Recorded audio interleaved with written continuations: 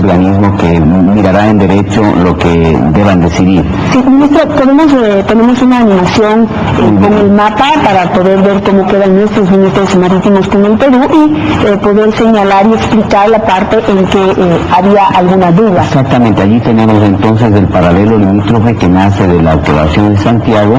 2 años después, en el 54, se establece esa faja que estamos mirando allí, que son 10 millas al norte y 10 al sur del paralelo que limita entre Ecuador y Perú, para las embarcaciones pesqueras de poco porte que pudiesen operar en esa faja con una condición especial. Y vemos ahí el trazado de la línea de base desde la puntilla de Santa Elena en dirección hacia Cabo Blanco en el Perú, y las aguas interiores del Golfo de Guayaquil, las aguas interiores que ganaría el Perú en caso de que modifique este trazado de las líneas de base. Esas líneas de base recta son justamente aquellas que permiten medir la anchura del mar de las 200 millas. Y allí vemos entonces que Perú pudiese, ante una modificación de su decreto de líneas de base, ganar más territorio de 200 millas, más territorio marítimo, sobre aquella gran espacio internacional, pero de ninguna manera pudiese interpretarse que eso significa ganar sobre el territorio marítimo ecuatoriano. Ahora, ¿por qué usted dice, digamos, que gana este territorio de aguas internas? Eso es quizá lo que causa un poco de confusión. ¿Gana o siempre ha sido así y faltaba esa definición? Bueno, el ganar que se lo adjudico al discurso que la prensa peruana indicó que era la del presidente Alan García, yo lo interpreto porque definitivamente eso siempre fueron aguas peruanas, no son aguas peruanas, pero el cambio de estatus jurídico a aguas interiores, de acuerdo a la Convención del Mar, a la que pronto entendemos que tanto Ecuador como Perú deberán ingresar, entonces el tener aguas interiores, el concepto de aguas interiores tiene más fuerza en el concepto, en el estatus jurídico de aguas interiores.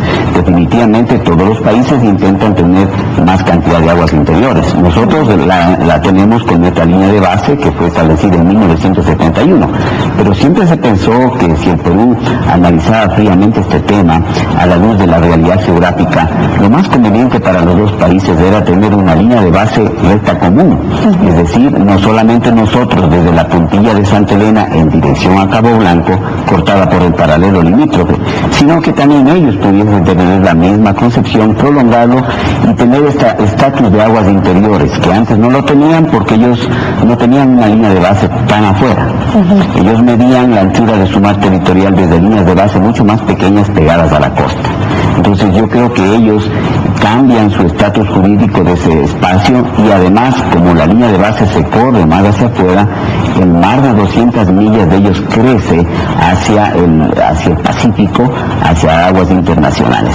Esa es la ganancia que yo digo se puede interpretar de las palabras del presidente Alan García, pero lo importante es no confundir que en nada de eso significa ganancias sobre nuestro espacio marítimo y de ninguna manera tampoco puede interpretarse como que estas notas reversales son nuevos tratados. Nosotros mantenemos el histórico, la Declaración de Santiago es un hito, no solamente para los dos países, es un hito internacional, es una declaración valiente de 3 países que miraron las 200 millas como defensa de sus recursos. Ahora vemos que la Convención del Mar reconoce este espacio.